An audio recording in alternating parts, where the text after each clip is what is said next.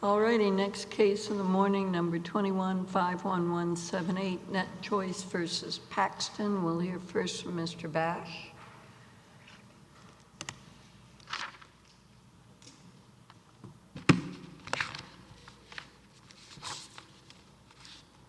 Thank you, Your Honor. May it please the court. These social media platforms control the modern-day public square, but they abusively suppress speech in that square. Texas responded to the platform's speech suppression with HB 20. The primary question in this case is whether HB 20's hosting rule complies with the First Amendment. It does, Your Honors, for two core reasons. First, the hosting rule regulates only the platform's conduct, not their speech, namely by preventing them from engaging in viewpoint discrimination against their users. Second, even if you think the hosting rule does regulate the platform's speech, the rule is a valid common carriage regulation like many others that have been constitutionally applied to similar businesses for over a century. I'd like to begin with the second point, the common carriage point, if I may, Your Honors, because I think that presents the cleanest way to resolve this appeal. The platforms do not have an editorial discretion right at stake here, but if you believe they do, the Turner case has confirmed that the hosting rule has validly abrogated that right. I would say that Turner is on all fours, Your Honors, but I actually think that undersells how supportive Turner is here. The Turner majority, of course, upheld requirements that went further than HB 20's hosting rule does, and that were in greater tension with the First Amendment. Congress's rule there forced the cable companies to preferentially treat certain speech at the expense of other speech. That goes beyond common carriage. But those rules survived. And I would submit that if those rules survive First Amendment scrutiny, and they do per Turner, then the hosting rule's less intrusive rule must survive as well. What I'd really like to emphasize about Turner, though, Your Honors, is that the hosting rule is also valid under the Turner dissent's approach. The dissent there, of course, was more protective of the cable company's speech rights, but even the dissent explicitly suggested common carriage rules would survive under the First Amendment. The platform's main response to the common carriage point is to say that they don't operate like common carriers, but they are wrong. The calling card of a common carrier is the holding out of oneself as willing to do business with all comers on the same terms. That is what the platforms do. I think they admit it. They don't apply different terms to different users. And they're a communications enterprise as well, one of the classic kinds of industries that have been subject to common carriage rules in the past. The problem I have with the common carrier rationale is that it's like a public utility, right? And the rationale for public utility regulation has been not just holding themselves out to the public, but also the idea of natural monopoly. And these platforms are not natural, they are de facto monopolies, and they may act like illegal monopolies, but they are not natural monopolies because there is no shortage of the cloud, as far as we know. I take your point, Your Honor. What I think I would say is the following. Well, would we not be expanding and contorting common carrier law to say that any state can designate some group as a common carrier? Our point is not that the designation is dispositive, Your Honor. What I would say is that the courts have historically recognized a number of factors when determining whether common carriage regulation is appropriate. The primary factor is this holding out of oneself as willing to do business on equal terms.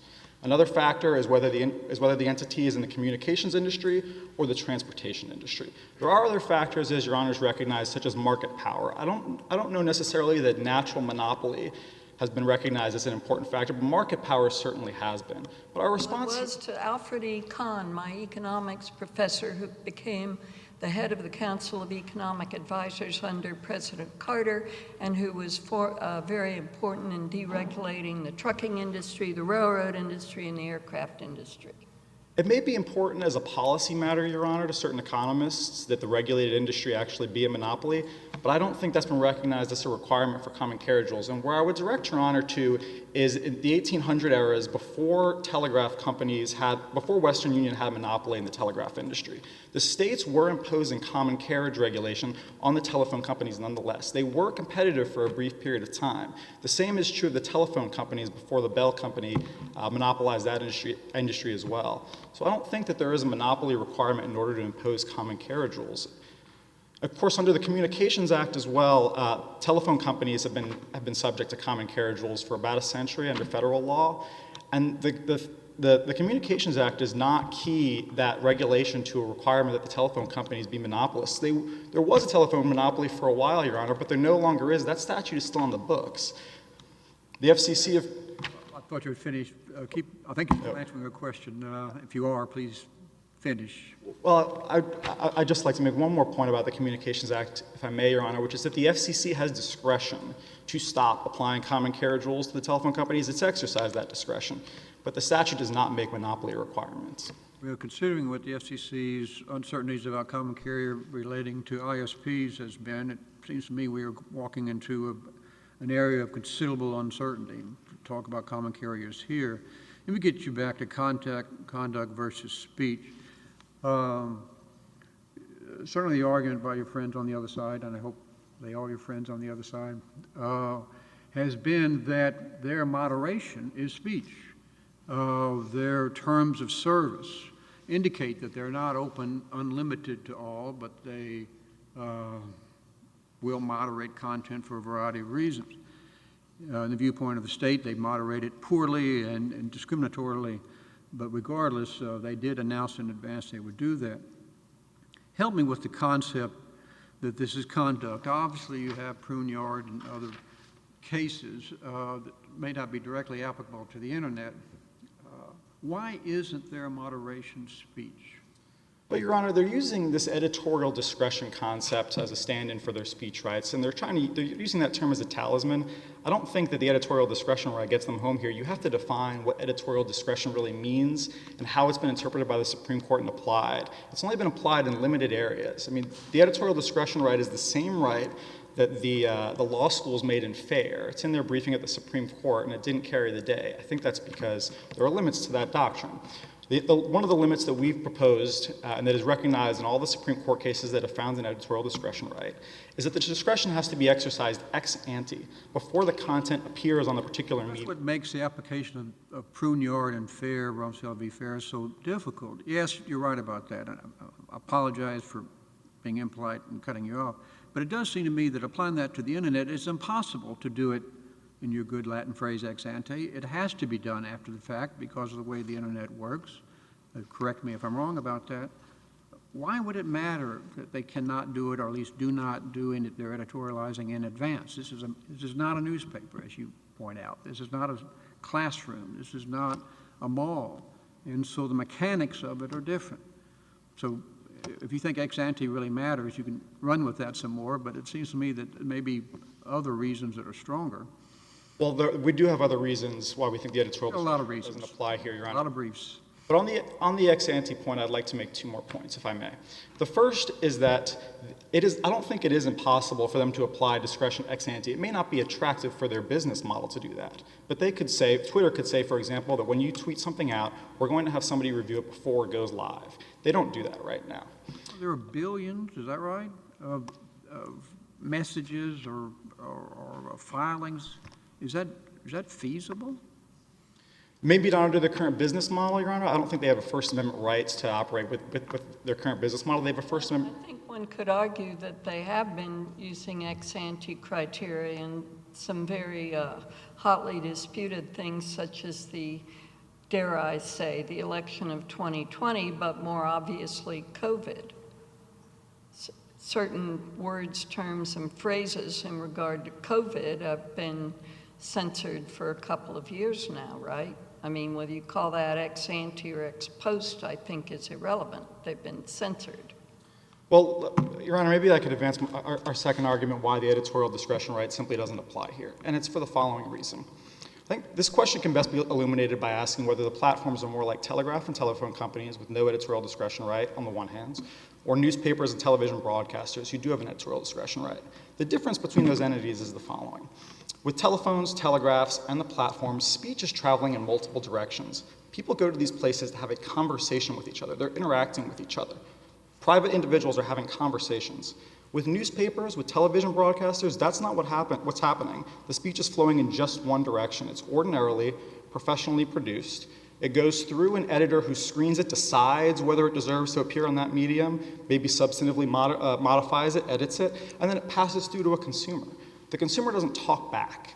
In that context, it makes sense to say, of course, you have an editor standing in the middle deciding what's going to pass from being professionally produced onto the consumer. When you're just talking about individuals having a conversation with each other, which is what happens on the platforms, it happens on the telephones, it doesn't make sense to interpose, and to say an editor can be interposed between people just having a conversation. And the Supreme Court's never recognized an editorial discretion right that goes that far. I would submit, Your Honors, that the telephone companies could operate this way as well. They could screen calls and say, we don't like what this caller is saying, we're going to drop their service. No one's ever thought that they have a constitutional right to behave that way. If I may, Your Honors, I'd like to make one other point on the conduct versus speech distinction here. I think this goes to Pruneyard, which is these entities hold themselves open as willing to do business with all comers. People can come and go as they please, just like with the mall in Pruneyard. That's the easy case for editorial discretion, I would submit. With newspapers, television broadcasters, and other entities that have been recognized to have editorial discretion, they're not open to the world at large. If you want to publish something in a newspaper, you, a third party, want to publish something in a newspaper, you've got to submit it. It doesn't just automatically pass through and appear on the newspaper's pages. Somebody's going to review it. And as part of that review process, the newspaper is essentially signing off and saying, this deserves publication in our newspaper. That's not what happens on the platforms. Even if they fail to pull something, sorry, Your Honor. Even if the platform fails to pull something down after the fact, the platform isn't sending a message to the world, we approve of this content. Nobody would reasonably believe that. With newspapers and television broadcasters, when something passes through to the consumer, the newspaper or television broadcaster is putting their stamp on approval on it. I think that's a very critical distinction. Where does Section 230 figure into your argument? Section 230 fits in the following sense, Your Honor. The Section 230 Congress overruled a case that decided to treat internet platforms somewhat similar to the social media platforms here as a publisher. Section 230 was passed to say that was wrong. You should not be treating internet platforms as a publisher, and you should not be imposing legal responsibilities on them that are akin to the responsibilities that are imposed on publishers. Instead, what the Section 230 essentially did is said that internet platforms, as a default, should be treated like telephone companies. They're not liable for what passes through their conduits. They're not liable as a default matter, and they're also not liable if they start screening some of that content, namely pornography, maybe some other forms of content. However, if the platforms do take an affirmative hand in the content, if they create or develop it in whole or in part, then they are liable. The platforms have escaped liability under Section 230 by saying, we don't create anything in whole or in part. None of this content that appears on our spaces is created in whole or in part, at least when they're raising their Section 230 defense. As part of raising that defense, they've characterized themselves as a conduit, a neutral forum. I don't know that they have to do that to win under Section 230 in those cases, but they're saying it to make a point that we're not responsible for this content. That's why we deserve Section 230 protection. It just doesn't. The brief makes that point fairly strongly, maybe fairly. I'm not sure we're exactly dealing with apples and apples. The arguments on all the cases may really have a different focus. But it seems to me, regardless of which one of you is using 230 as a sword and which one of you is using it as a shield, what are the argument or what are the point that 230C1 says that no provider user of these services shall be treated as the publisher of any information provided by another information service provider? Should I take my glasses off? I think that's what it says, content provider. So regardless of whether content moderation creates speech or not, all that would do is perhaps affect the application of the protections of C1, 230C1. It doesn't really alter the First Amendment definition of what speech is. And it does seem to me that your use of 230 and trying to force any of their speech, if it's going to be speech, it's got to fit the 230 dichotomy. It's either somebody else's speech or it's the platform speech. It seems to me their moderation of other speech could still be their speech regardless of the applicability of 230. Well, I don't think it would be logically consistent with how they use 230, Your Honor, and the reason is the following. In the editorial discretion context with publishers, for example, the publisher is taking... Sorry, Your Honor? Miami Herald. The Miami Herald, of course. The publisher, the newspaper, is taking ownership of the content, and it's incurring legal liability for tortious statements in the content, defamation, for example. The platforms are not exposed to legal liability when they comply with Section 230, and the reason why they're not exposed to legal liability is because they're saying we're not responsible for this. The Miami Herald could never say that about content it's deciding to publish. Same thing with a television broadcaster. So the interaction between Section 230 and the First Amendment, it presents a novel question for Your Honors, I think. But logically, these things, their position just isn't reconcilable to say that we don't have any responsibility for this content, and we also have a First Amendment right to control this content. If I may, Your Honors, I'd also like to make a point about the level of scrutiny that may apply here. Of course, we believe under Turner that at most intermediate scrutiny is applicable, and we survive intermediate scrutiny for the reasons I opened with. However, even if you concluded that strict scrutiny applied, I think the hosting rule necessarily survives as well. There is nothing more narrow that the state of Texas could have done than impose common carriage requirements, this narrow anti-discrimination rule. The Turner dissent essentially recognizes that. The Turner dissent wanted to apply strict scrutiny. It said common carriage rules would survive. In fact, our opponents propose, the only alternative that they propose, is that we build our own social media platform. I think that proves, Your Honors, that there is no more narrow way to regulate them than the way that Texas has here. There are many more aggressive ways to regulate them, and Texas didn't go that far. Texas merely imposed a narrow anti-discrimination requirement that only prohibits discrimination on the basis of viewpoints. They're not even objecting to the provisions that require them to have an appeal, set of rules when they do ban somebody, right? I think that they are challenging the complaint and appeal process. Well, I know they're challenging the idea that, regulation is oppressive, but I didn't see an argument in their brief about that, at least giving due process to people who get affected. Right. The argument is essentially that this is oppressive. I don't think that's a First Amendment argument, Your Honors, but I would also direct Your Honors to, for example, the Fair Credit Reporting Act. The Fair Credit Reporting Act imposes very similar obligations to the complaint and appeal process that HB 20 imposes. No one has ever, that act has been on the books for over 50 years, to my knowledge. No one has ever suggested. If that were a rule of law, I would apply it rigorously. But you have a chance for rebuttal. If I have a chance for another question, Chief? Oh, yeah. Presider? Whatever. On that, the D&O part, disclosure and operations, this is a facial challenge, unless I'm mistaken. Right. It does seem to me there are some very burdensome provisions, and the argument is that they need to shield speech as opposed to just monetary. It does seem to me that a fair amount of this may be something to hold for a challenge after a facial challenge is resolved. But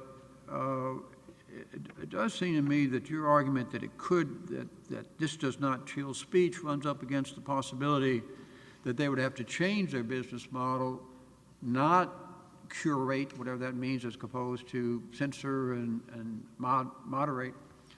They would just have to moderate differently. They have to change their speech differently. So if we were to call what they're doing speech, how does that affect your argument that these disclosure and operations rules don't burden or chill speech? Well, I recognize that I'm over, Your Honor, so I'll try to be brief here. Our top-line argument... I believe we have some extra time, if I understood the Chief or presiding judge. Certainly. Our first argument, of course, as the D.C. Circuit recognized in the American Hospital Association case, is that operational burdens simply don't suffice. But I take Your Honor's question, and I think I would categorize the disclosure and operational requirements into three buckets. The first bucket is that they explain how they manage their platforms. The second is that they promulgate an acceptable use policy explaining what they censor. The third those were in the first bucket, Your Honor. The second bucket is the biannual transparency report.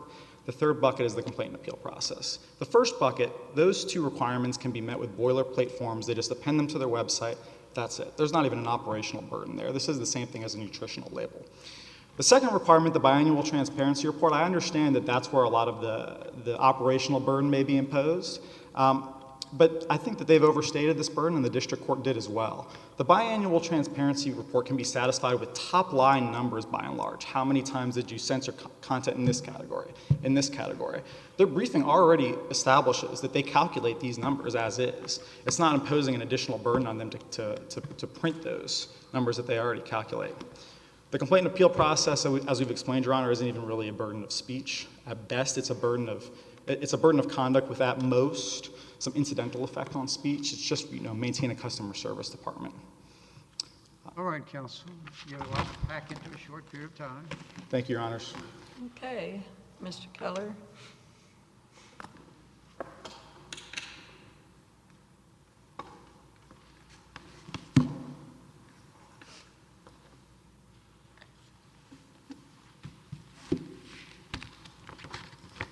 May it please the court. House Bill 20 is an assault on First Amendment rights. It infringes private companies' editorial discretion over speech they arrange, prioritize, curate, publish, and disseminate. And it's a content, viewpoint, and speaker-based law that targets just the select few largest platforms with 50 million or more monthly users. And in defendant's brief, at least, the defendant did not even try to argue that HB 20 satisfies strict scrutiny, and importantly, the defendant's brief does not even cite the Supreme Court's seminal internet free speech decision in Reno versus ACLU, which held that there is no basis for qualifying the level of First Amendment scrutiny that applies to the internet. Instead, the state has offered a hosting theory that the Supreme Court has rejected in USAID and in Turner, and a common carrier theory with no basis in law or fact. And the only governmental interest that asserts leveling the playing field to enhance the speech of others has been rejected repeatedly by the Supreme Court in Arizona Free Enterprise, Hurley, Tornillo, and Buckley. Can I ask you about Hurley? So Hurley held that a parade organizer could exclude an LGBT float because it interfered with the parade organizer's message. And throughout your brief, Hurley's obviously one of your leading cases. You mentioned it right off the bat.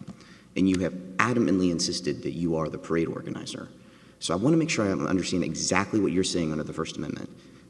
Twitter, tomorrow, could decide that it can ban all pro-LGBT speech on Twitter. It has a First Amendment right to do that.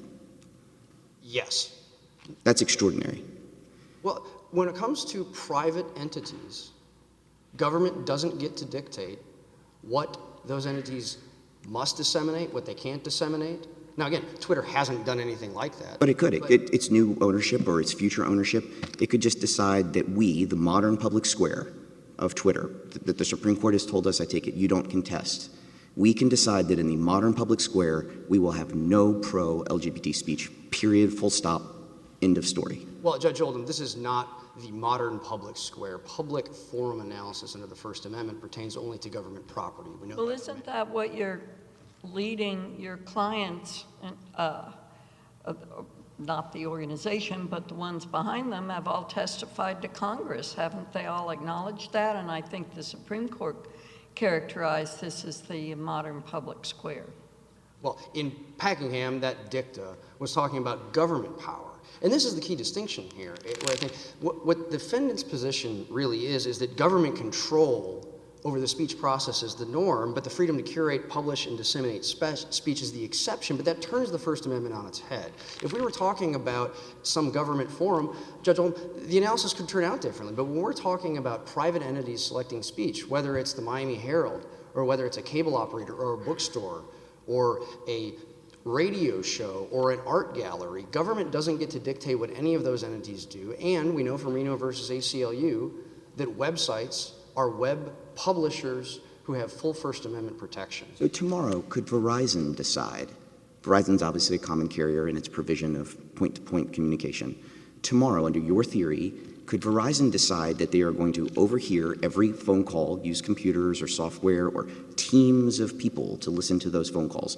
And when they hear speech they don't like, they terminate the phone call, they terminate the user, and they prohibit the user from ever using a Verizon service of any kind ever again. That's what the First Amendment requires because it's a private company? No, and two responses, Judge Oldham. First of all, I'd cite the court to the Tech Freedom Amicus brief that goes through how those telecom services are nothing like publishers such as websites. And indeed, Judge Southwick, you mentioned the D.C. Circuit's net neutrality opinion. Whatever the vagaries there are about internet service providers or the telecom industry, all three judges on that panel, Judges Srinivasan, Tatel, and Kavanaugh, agreed websites like Google and YouTube and Facebook and Twitter are not common carriers because they don't hold themselves out as affording neutral, indiscriminate access without any editorial filtering, and that would be the answer to your hypothetical. But we're now conflating two different questions, right? So the question before the D.C. Circuit is, do the common carrier regulations that the FCC administers apply to these enhanced information service providers? My question is different, which is, could Verizon come into a federal court and say, we, Verizon, a private company, have a First Amendment right to do this? So I'm not asking about the current common carrier rule. I've read the Tech Freedom Amicus brief several times. I get it. I used to even practice in telecommunications law. I got it. I understand the vagaries of those rules. My question is about the First Amendment to the United States Constitution, and could Verizon say, hey, we are a private company. It is our private infrastructure, and if we want to listen to your phone calls, terminate them, and then prohibit you from ever using our services again, that is our First Amendment right. And no, and here's the line I think to be drawn here. Is the entity curating, publishing, disseminating speech? We know from Sorrell, we know from Bartnicki, that when you're talking about that, for instance, a bookstore has First Amendment protection as to what books it's going to disseminate. When you're on that line, and I would submit Reno versus ACLU already answers that question, the websites are publishing and they are fully protected, then the First Amendment applies. And so any Not a website. Your clients are internet providers.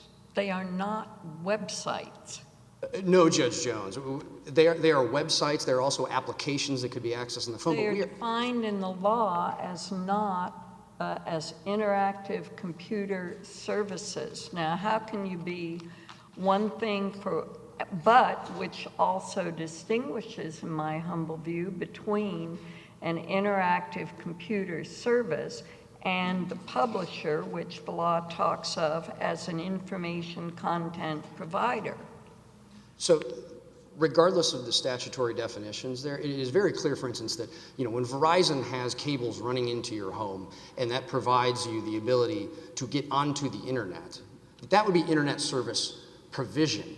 But when we're talking about a website, for instance, the NewYorkTimes.com or FoxNews.com, or yes, Twitter.com, YouTube.com, that those are websites that are publishing information for mass dissemination upon the internet. And this also goes to why there's a complete mismatch between even calling them common carriers.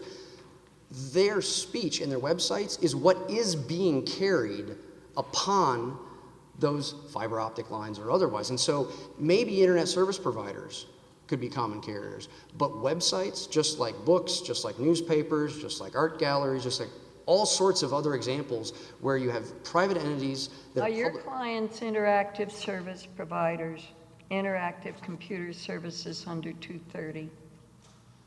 They do qualify for Section 230 protection. That's right. They're not, but So if what you say, I'm sorry, I'm probably dumb, but I don't understand why entities that accept this definition as interactive computer service, who shall not be treated as a publisher or speaker of any information provided by another information content provider. If we hold that you are publishers or speakers of information that you choose not to provide from an content, then you do not have 230 protection. I don't see how you can have it both ways. so there is no tension between the First Amendment and Section 230, both protecting editorial discretion. And here, I mean, no statute can overturn a constitutional right. But Congress premised this on the representations, I believe, of interactive computer service providers, that they were different from newspapers, and therefore were not liable potentially under New York Times v. Sullivan. If we say, no, Congress was wrong, then the whole basis for this law fails. Well, Your Honor, I think online newspapers today also have Section 230 protection, and I would submit I that understand that, but I don't see Facebook, YouTube, and Google as being the same as an online, Breitbart or Axios or HuffPo or whatever. And we're not saying they're identical, but I also think that that's nowhere close to where the First Amendment line would actually be. And if I take my friend's point on Section 230, I think there's actually just a policy disagreement about what Section 230C1 should be that goes to what protection should websites have. And this, by the way, this goes to all websites, not just the select few with 50 million or more users that fit the social media platform definition of HB 20. But if that's their objection, how Congress worded that statute and the protections of that, of course, that would be a policy decision for Congress. It can't affect the First Amendment rights, because otherwise, if you could just take the common Could Congress overrule New York Times v. Sullivan? No. I would cite City of Bernie versus Flores, that Congress... So this law presumes that there is something protected by New York Times v. Sullivan that is not covered by this law. Well, I think there are... I'm not sure if that's right, but there are many instances in which a statute can provide additional protections beyond what the Constitution does, anti-SLAPP laws, journalist shield laws, fair reporting statutes. And so if Section 230C1 provides more protection than the First Amendment, okay, but House Bill 20 has nothing to do with that. We're talking about the editorial discretion of what websites don't want to publish and don't want to disseminate. And so in some ways there's a complete mismatch of trying to inject 230 into that debate. And if there's any tension, it's the choice of language that Congress used in 230C1. But they're clearly related. They're using a First Amendment term, publisher, in Section 230. So I'm not sure I understand the argument that that these are two ships passing in the night, that they have nothing to do with one another. Well, and I think it has to go back to the impetus for why the statute was passed, Section 230. The Stratton-Oakmont decision versus Prodigy held that when websites are exercising editorial control, they are publishers, and then that changes the liability regime. Congress responded in Section 230C1 saying, well, you can't be treated as a publisher going forward, even though you are in fact a publisher. I mean, this court's Doe versus MySpace decision has said the reason why a website is protected when it screens, monitors, and deletes content is because that is quintessentially related to the publisher's role. But Congress absolutely can give you a statutory benefit, like they did in 230C1, and then say, but this is going to forestall you from exerting a First Amendment freedom. I mean, I assume you would agree with me on that general proposition. Well, I'm not sure I'd want to know if it's also a speaker-based law, but let's ask this hypothetical, because maybe this will get at it. So imagine a 501c3 charitable organization, markets itself as a 501c3 for decades, raises tons and tons and tons of money, and provides tons and tons of charitable services. And then one day, the director of the 501c3 wakes up and says, gosh, I've really enjoyed the statutory benefit that Congress gave me in the tax code, Title 26. But today, I would like to exercise my First Amendment freedoms. And I would like to donate $10 million from my 501c3 charitable trust, and I would like to give it to a political candidate under Citizens United. Now, I assume you would agree with me that speaker has an absolute First Amendment right to speak, but does not also have the concomitant right to fall back on a statutory benefit that's inconsistent with it, right? Well, I think the tax consequences, though, would be very different than actually regulating speech. Exactly. So you would forego the statutory benefit in the future case. So are you willing to forego the 230C1 benefits in a future case? Well, Judge Oldham, to be very clear about this, Congress in 47 U.S.C. 223 said they did not want to treat these entities that have 230 protection as common carriers. Quite the opposite. That's why 230C2 is there. That's why we also have the First Amendment rights here. But you want both, right? You want the First Amendment right here to challenge this statute, and you want to eat your cake. You want to have it here and eat it too, because you want to keep 230C1, unlike my 501c3 hypothetical. Well, and Your Honor, our members have been part of the debate about should there be any reform of Section 230. Regardless of what would happen with Section 230, and the liability for any speech that was in fact published, private entities have a First Amendment right not to disseminate, not to publish speech. And if I could just also address, too, how these social media platforms operate. I mean, this is not simply hosting speech. This is arranging, this is prioritizing, it's recommending, it's next to branded features on websites. The platform's own speech appears next to, sometimes it's a chronological feed, it can be a relevance feed. All of these are editorial functions that look a lot... Yes, but the average dumb user like myself doesn't really care about what surrounds the speech, right? If it's ads or it's you may also like or it's recommended, I mean, that's just what your clients are doing to earn money. So I don't regard that as anything other than commercial speech, if you will.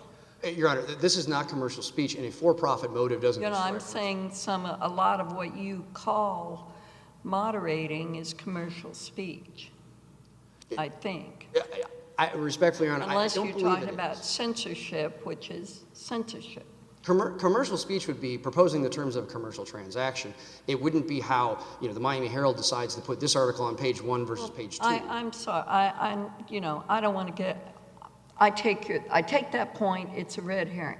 But let me ask you, from what Judge Southwick said, this is a facial challenge, and it looks to me as if Judge Pittman didn't take that into account, because the Supreme Court has been pretty clear that facial challenges, even in First Amendment cases, are not the norm anymore. Here, when there is no sufficient governmental interest, whenever the law would operate, it would be unlawful. Yeah, I mean, you couldn't actually get a closer... Did you make that argument? He didn't rule on that argument. He just blew right by and said it's unconstitutional. Yes, we do. There's a footnote in our brief that cites this court's precedent saying if there's not a sufficient governmental interest under strict scrutiny, the law is facially invalid. I think it was a Veterans of Foreign Wars case. Normally I expect a little explanation about why there's no governmental interest. Well, and here's the answer. What Hurley said is that forbidding acts of discrimination among expressive viewpoints is a decidedly fatal objective when it comes to the First Amendment, and that's exactly what Section 7 does. And I see, Your Honors, I have about 5 minutes left. If I could turn to Section 2 and the operational and disclosure requirements. Wait, I bet you get some extra time if you need it, is my surmise. Before you finish that, let me ask you something about the D.C. Circuit opinion, again, by Judge Kavanaugh and U.S. Telecom. He has a real emphasis about market power, and he says if the ISP, I don't want to say provider again, the ISPs had market power, his outcome in the case would be different. And his closing page, anyway, says, an important point that needs to be made crystal clear, Supreme Court First Amendment precedents allow the government to impose net neutrality obligations on Internet service providers that possess market power. Is that just a different category altogether? Is Kavanaugh wrong? It does seem to me these three largest companies that are the subject to HB 20 have enormous market power. Fit that in with what Judge Kavanaugh was saying. Absolutely, Judge Southwick. 3 responses. First, we know from Miami Herald that market power alone can't eviscerate First Amendment rights. And we also know from Pacific Gas. Pacific Gas was a state-sanctioned monopoly, and the court held they had a First Amendment right not to be compelled to publish speech. Second response would be there are no findings of market power in this record. And indeed, you shouldn't have to have an antitrust trial to determine whether you have First Amendment rights. I mean, Earlier, with Judge Jones was discussing with your friend on the other side, monopoly. Is it not enough here in this record to say there's at least substantial market power by these 3 entities? No, Your Honor. The social media platform industry is part of a larger internet website industry. But even if you just take social media platforms, I mean, in the time that this case has gone, I mean, TikTok has become a social media platform with a much greater user base than others. This court's leading to Section 230 cases, Doe versus MySpace. MySpace is no longer a leading social media platform. And so you have... Get into what, to some extent, Justice Thomas was talking about in his concurring opinion tonight, that you're talking about what is comparable today. And if you got a bridge over the river, you're not allowing somebody access that they could wade across. But it's not comparable. Looking at the world today, looking at alternatives to Twitter that have been tried in the last year or so that haven't survived or haven't been successful as far as I can tell, don't we take the world as it is today, and these 3 are fairly unique providers for which there are no real rivals? I don't believe so, Judge South. You have Parler, Gab, Getter, Rumble, True Social, Donald Trump's social media platform, and all of these social media platforms have content moderation policies. And so singling out the few largest providers is exactly what this court in Time Warner Cable said you can't do. And that was talking about cable operators, not even the cable channels that were actually disseminating the speech themselves. You're such a good advocate. I bet you can get back to point 3 after wandering a good bit on 1 and 2. I'm happy to address point 3 because I think what Judge Kavanaugh was talking about there was the Turner case. First of all, Reno versus ACLU said that Turner and the broadcast-specific rationale about scarcity has no place when it comes to the internet. So on precedent alone, I don't think Turner can apply. Regardless, that was Does that mean Kavanaugh was wrong? Because Kavanaugh was getting that from Turner. That's right, and I think I don't think Judge Kavanaugh was wrong about that. I think but it's not only the fact that there would be monopoly power, because we know that from Tornillo and we know that from Pacific Gas. It was monopoly power also added to the fact that there was a physical gatekeeping control mechanism. That is, as this court said in Time Warner, physical cables running into every individual house that were granted through public easements. Now, internet websites don't have anything like that. Also, and Hurley, I think, also limited Turner to say that was a case about one speech medium having the ability to completely destroy another speech medium. There, 40% of Americans only had broadcast TV, and broadcast TV would have disappeared without those regulations. We have nothing like that. There are all sorts of avenues to communicate on the internet, and Reno versus ACLU made that point a generation ago. If I could turn to Section 2. Go ahead. Thank you, Your Honors. There are 4 sets of operational and disclosure requirements.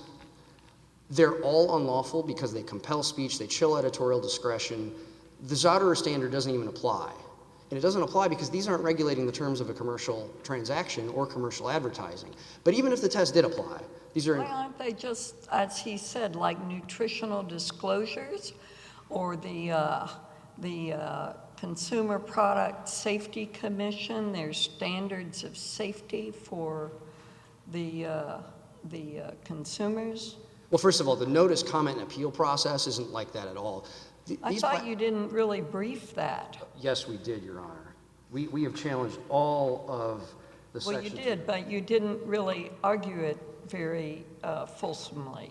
Your Honor, we absolutely challenge. Okay, well, these maybe I disclosure- read that brief a long time ago. So, to be very clear about this, these platforms remove billions of pieces of content in a series of months. This is ROA 259 to 259, 259.1 to 259.2.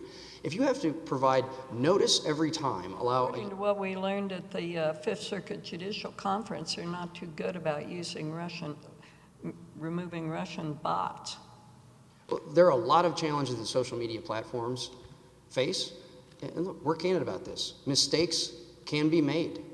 But that doesn't mean that you lose First Amendment rights. And here, a notice, complaint, and appeal process for billions of pieces of content is going to flood all sorts of complaints having to do appeals within 14 days. This is all designed to chill the use of editorial discretion. If I can also turn to the biannual transparency report, it sounds innocuous enough, but remember, it's only applying to 50 million or more monthly users platforms. This is a voluminous data collection provision. You have to give a description of each tool, practice, action, or technique used in enforcing the When policy. was the last case where a court overturned a legislature's disclosure regulations?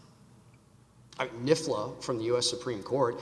I think the Washington Post versus McManus case, there, a Maryland law that was in reaction to perceived Russian interference with the election of Donald Trump, Maryland passed a law saying you have to have all these other disclosures when it comes to political ads for online platforms. Yeah, but I mean these kinds of disclosures, like terms of service.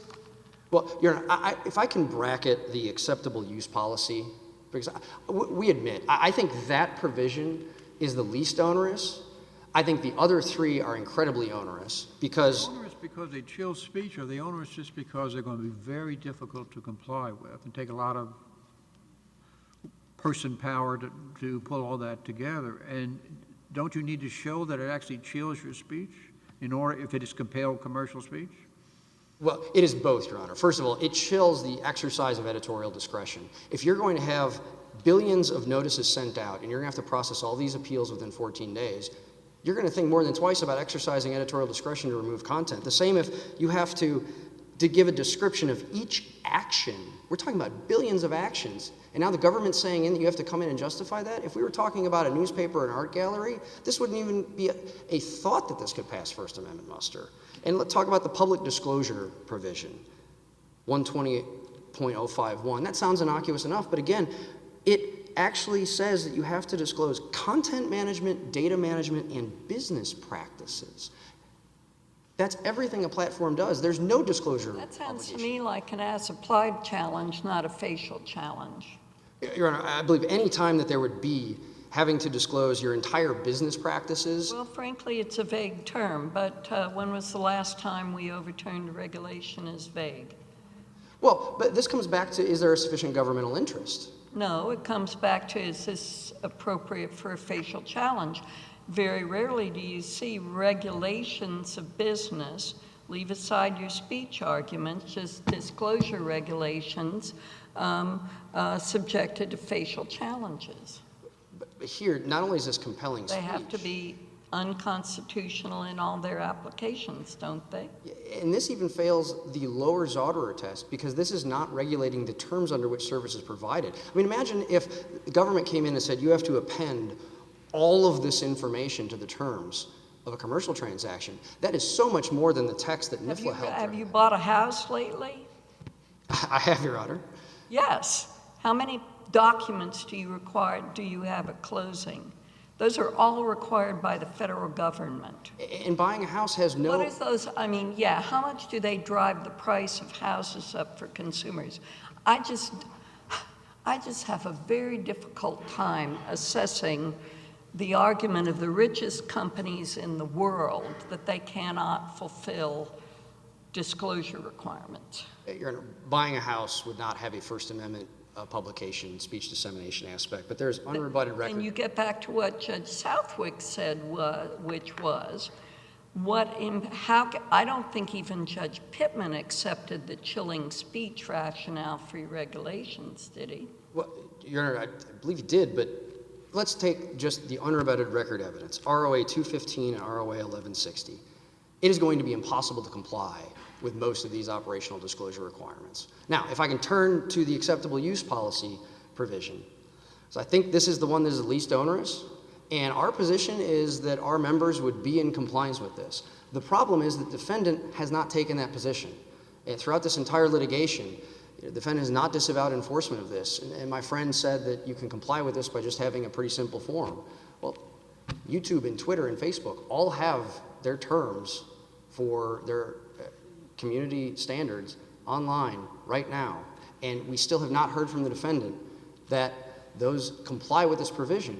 And so our worry is that all of these provisions in chilling the exercise of editorial discretion are going to allow all sorts of government investigations and chilling of what private entities have the constitutional right to do. I would submit that the argument the government is pressing today is aggressive, it's sweeping. Today we're talking about the Texas legislature, but the same theory could be exported to talk about the federal government, the federal agency, the state of California, and the state of Massachusetts. That's not a road that this court or this country should go down.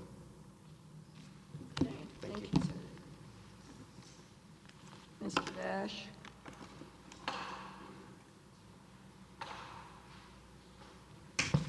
Thank you, Your Honor. 3 points very briefly. My opponent's Section 230 argument, if I understand it, is the following. Congress recognized that we are publishers, and it nevertheless told courts not to treat us like publishers. I don't think that can be right, Your Honors. As we've explained in our brief, Congress was responding to a court case that erroneously treated them like publishers, and Congress's reaction was no, that's wrong, they're not publishers. If, by contrast, you accept my opponent's argument that Congress decided they are publishers but shouldn't be treated like publishers, Section 230 might not be constitutional, because in that case it's giving internet platforms a benefit that newspapers don't have, the television broadcasters don't have, that no publisher has. It's singled out this one type of entity for a speech benefit that these other parties don't have. The other parties have to answer for defamatory conduct that passes through their spaces. And I would submit that Section 230 recognizes that the platforms do not have to face liability for that content because they are not publishers. Also, it seems to me that it's one thing to talk about libel laws. If their speech is in the form of restricting other speech, I'm not quite sure there's much risk of the kinds of litigation that you're saying 230 was meant to stop. That's right, Your Honor. So publishers usually aren't held liable because, under defamation laws, for example, for not publishing something. But what Section 230 is getting at there is that the court case that Section 230 purported to overrule was a court case that said, yeah, they may not be publishers ordinarily, but when they start filtering content, then they become like a publisher. And Congress in Section 230C2 said, no, that's not right either. They don't become publishers just because they filter some content, pornography and the like. They only become like publishers if, Section 230F3, they take responsibility in whole or in part for the creation or development of the content. Isn't 230 really irrelevant to this case? It seems to me what you're talking about is the core. Are they exercising First Amendment rights when they are moderating content? 230 is irrelevant to that. Whatever Congress thinks that you just said wouldn't matter. So do we have any response to why 230 really fits into this argument about whether what they're doing is speech or not? It's the way they use Section 230, Your Honor. They use Section 230 by saying we're not responsible in whole or in part for the creation or development of this content. And when they say that, I think they're relinquishing a First Amendment right to that content. It doesn't make sense to say we're not responsible for this content at all, we had no role in creating it or developing it, but we've got a First Amendment right to control it. There's no case that stands for that principle. If I may, Your Honors, I'd also like to briefly touch on then Judge Kavanaugh and Turner. One point about Turner, I think my opponent has said in his briefing, and he said up here, that Turner relied on a spectrum scarcity rationale to regulate the cable companies. The Turner case explicitly disavowed that it was using a spectrum scarcity rationale to regulate the cable companies. Spectrum scarcity historically was used as a justification to impose more onerous obligations on broadcasters.